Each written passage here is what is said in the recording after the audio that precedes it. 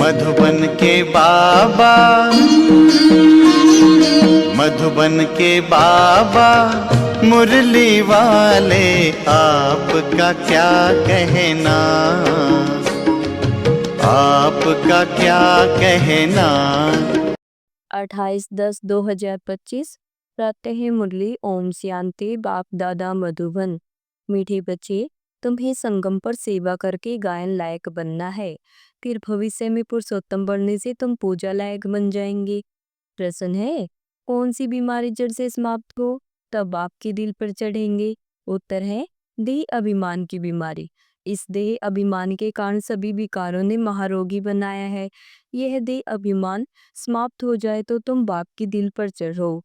Number 2 है, दिल पर चढ़ना है तो विशाल बुद्धि बनो, ज्ञान चिता पर बैठो, रूहानी सेवा में लग जाओ और वाणी चलाने के साथ साथ बाप को अच्छी रीति याद करो। गीत है, जाग सजनिया जाग। ओम शांति। मीठे मीठे रूहानी बच्चों ने गीत सुना। रूहानी बाप ने इस साधारण पुराने तन द्वारा मुख से कहा। बाप कहते हैं, मुझे पुराने तन में पुरानी राजधानी में आना पड़ा। अब यह रावण की राजधानी है। तन भी पराया है, क्योंकि इस शरीर में तो पहले से ही आत्मा है। मैं पराये तन में प्रवेश करता हूँ। अपना तन होता तो उसका नाम पड़ता, हमारा नाम बदलता नहीं। मुझे फिर भी कहते हैं शिव बाबा। गीत तो बच्चे रोज सुनते हैं। नवयुग अर्थात नई दुनिया सतयुग आया। अब किसको कहते हैं जागो? आत्माओं को, क्योंकि आत्माएं घोर अंधियारे में सोई पड़ी हैं, कुछ भी समझ नहीं, बाप को ही नहीं जानते। अब बाप जगाने आए हैं। अभी तुम बेहद के बाप को जानते हो, उनसे बेहद का सुख मिलना है। नए युग में सतयुग को नया कहा गया है, कलयुग को पुराना युग कहेंगे। विद्वान पंडित आदि कोई भी नहीं जानते। कोई से भी पूछो नया युग फिर पुराना युग कैसा होता है, तो कोई भी बता नहीं सकेंगे। कहेंगे यह तो लाखों वर्ष की बात है। अभी तुम जानते हो हम नए युग से फिर पुराने युग में कैसे आए हैं, अर्थात स्वर्गवासी से नरकवासी कैसे बने हैं। मनुष्य तो कुछ भी नहीं जानते। जिनकी पूजा करते हैं उनकी बायोग्राफी को भी नहीं जानते। जैसे जगदम्बा की पूजा करते हैं, अब वह अम्बा कौन है जानते नहीं। अम्बा वास्तव में माताओं को कहा जाता है, परंतु पूजा तो एक की ही होनी चाहिए। शिव बाबा का भी एक ही अव्यभिचारिक यादगार है। अम्बा भी एक है, परंतु जगत अम्बा को जानते नहीं। यह है जगत अम्बा और लक्ष्मी है जगत की महारानी। तुमको पता है कि जगत अम्बा कौन है और जगत महारानी कौन है? यह बातें कोई भी जान न सके।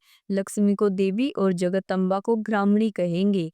ब्राह्मण संगम पर ही होते हैं। इस संगम युग को कोई नहीं जानते। प्रजापिता ब्रह्मा द्वारा नई पुरुषोत्तम सृष्टि रची जाती है। पुरुषोत्तम तुमको वहां देखने में आएंगे। इस समय तुम ब्राह्मण गायन लायक हो, सेवा कर रहे हो, फिर तुम पूजा लायक बनेंगे। ब्राह्मण को इतनी भुजाएं देते हैं तो अम्बा को भी क्यों नहीं देंगे? उनके भी तो सब बच्चे हैं ना। माँ बाप ही प्रजापिता बनते हैं, बच्चों को प्रजापिता नहीं कहेंगे। लक्ष्मी नारायण को कभी सतयुग में जगत पिता जगत माता नहीं कहेंगे।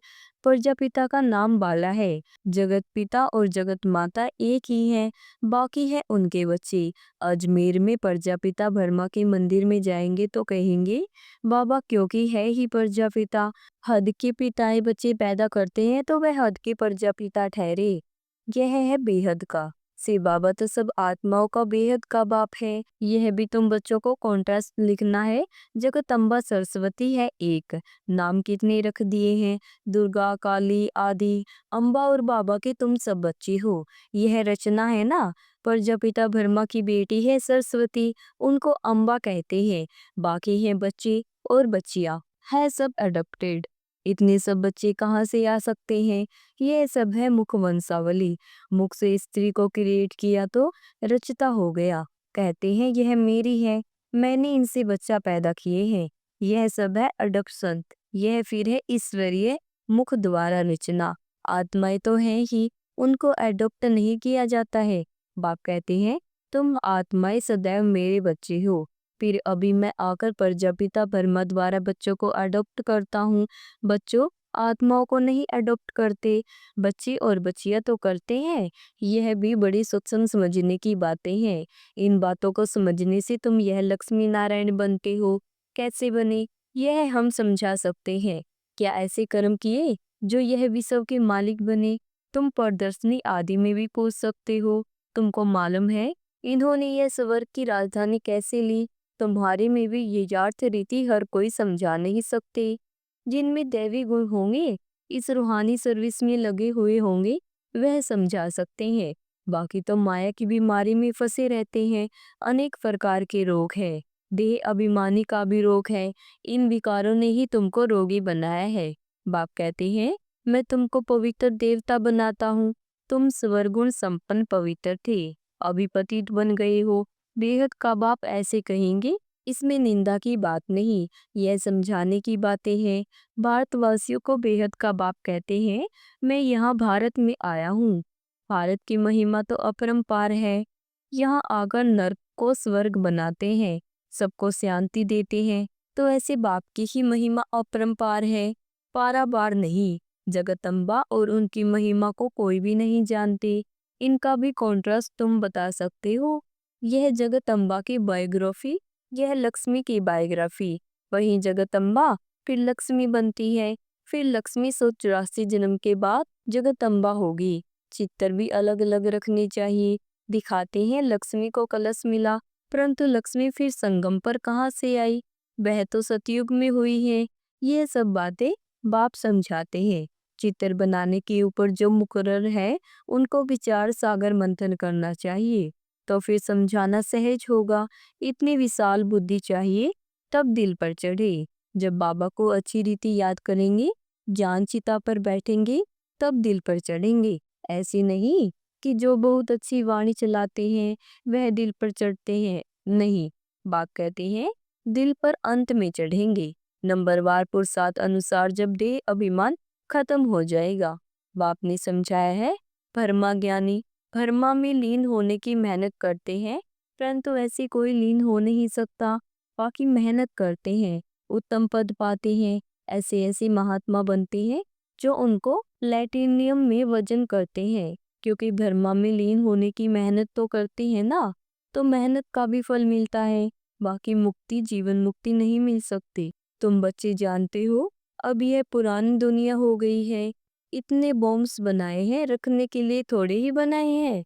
तुम जानते हो पुरानी दुनिया के विनाश के लिए कि यह बॉम्ब्स काम आएंगे। अनेक प्रकार के बॉम्ब्स हैं। बाप ज्ञान और योग सिखलाते हैं, फिर राज राजेश्वर डबल सिरताज देवी देवता बनेंगे। कौन सा उच्च पद है? ब्राह्मण चोटी है ऊपर में, चोटी सबसे ऊपर है। अभी तुम बच्चों को पतित से पावन बनाने बाप आए हैं, फिर तुम भी पतित पावनी बनते हो।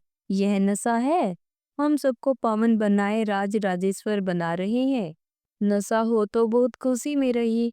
अपने दिल से पूछो, हम कितने को आप समान बनाते हैं? प्रजापिता ब्रह्मा और जगदम्बा दोनों एक जैसे हैं। ब्राह्मणों की रचना रचते हैं। शूद्रों से ब्राह्मण बनने की युक्ति बाप ही बताते हैं। यह कोई शास्त्रों में नहीं है, यह है भी गीता का युग। महाभारत लड़ाई भी बरोबर हुई थी। राजयोग एक को सिखाया होगा क्या? मनुष्यों की बुद्धि में फिर अर्जुन और कृष्ण ही है। यहाँ तो ढेर पढ़ते हैं, बैठे भी देखो कैसे साधारण हो। छोटे बच्चे अल्फ बे पढ़ते हैं ना, तुम बैठे हो, तुमको भी अल्फ बे पढ़ा रहे हैं। अल्फ और बे, यह है वर्षा। बाप कहते हैं, मुझे याद करो तो तुम विश्व के मालिक बनेंगे। कोई भी आसुरी काम नहीं करना है, दैवी गुण धारण करने हैं। देखना है हमारे में कोई अवगुण तो नहीं है। मैं निर्गुण, हारे में कोई गुण नाही। अभी निर्गुण आश्रम भी है, परंतु अर्थ कुछ भी नहीं। निर्गुण अर्थात मेरे में कोई गुण नहीं। अब गुणवान बनना तो बाप का ही काम है। बाप के टाइटल की टोपी फिर अपने ऊपर रख दी है। बाप कितनी बातें समझाते हैं, डायरेक्शन भी देते हैं। जगदम्बा और लक्ष्मी का कॉन्ट्रास्ट बनाओ। ब्राह्मण सरस्वती संगम के, लक्ष्मी नारायण है सतयुग के। यह चित्र है समझाने के लिए। सरस्वती ब्रह्मा की बेटी है। पढ़ते हैं मनुष्य से देवता बनने के लिए।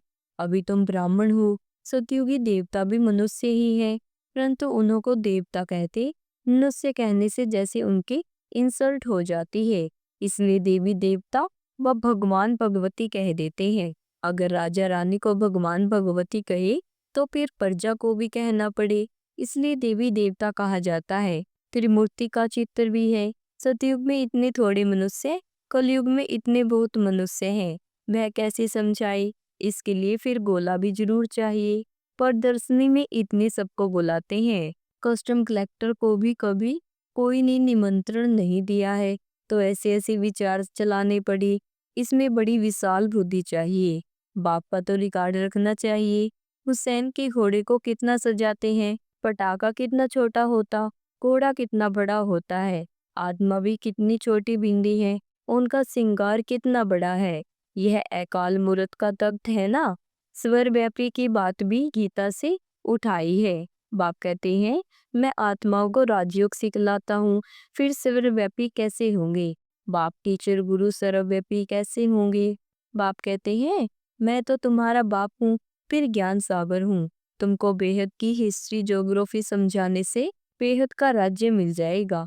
दैवी गुण भी धारण करनी चाहिए। माया एकदम नाक से पकड़ लेती है, चलन गंदी हो पड़ती है, फिर लिखते हैं ऐसी ऐसी भूल हो गई, हमने काला मुंह कर लिया। यह तो पवित्रता सिखाई जाती है। फिर अगर कोई गिरेंगे भी तो फिर उसमें बाप क्या कर सकते हैं? घर में कोई बच्चा गंदा हो पड़ता है, काला मुंह कर देते हैं तो बाप कहते हैं तुम तो मर जाते तो अच्छा है। बेहद का बाप बल ड्रामा को जानते हैं, फिर कहेंगे तो सही है ना। तुम औरों को शिक्षा देकर खुद गिरते हो तो 1000 गुना पाप चढ़ जाता है। कहते हैं माया ने थप्पड़ मार दिया। माया ऐसा गुस्सा मारती है जो एकदम अकल ही गुम कर देती है। बाप समझाते रहते हैं आंखें बड़ी धोखेबाज है, कभी भी कोई विक्रम नहीं करना है। तूफान तो बहुत आएंगे, क्योंकि युद्ध के मैदान में हो ना, पता भी नहीं पड़ता कि क्या होगा। माया झट थप्पड़ लगा देती है। अभी तुम कितने समझदार बनते हो, आत्मा ही समझदार बनती है, आत्मा ही बेसमझ थी। अब आप समझदार बनाते हैं, बहुत दे अभिमान में है, समझते नहीं कि हम आत्मा है। बाप हम आत्माओं को पढ़ाते हैं, हम आत्मा इन कानों से सुन रहे हैं। अब आप कहते हैं कोई भी विकार की बात इन कानों से न सुनो। बाप तुम्हें विश्व का मालिक बनाते हैं। मंजिल बहुत बड़ी है, मौत जब नजदीक आएगा तो फिर तुमको डर लगेगा। मनुष्य को मरने के समय भी मित्र संबंधी आदि कहते हैं ना, भगवान को याद करो, या कोई अपने गुरु आदि को याद करेंगे। देदारी को याद करना सिखलाते हैं। बाप तो कहते हैं माँ में कम याद करो, यह तो तुम बच्चों की ही बुद्धि में है। बाप फरमान करते हैं माँ में कम याद करो, देदारियों को याद नहीं करना है।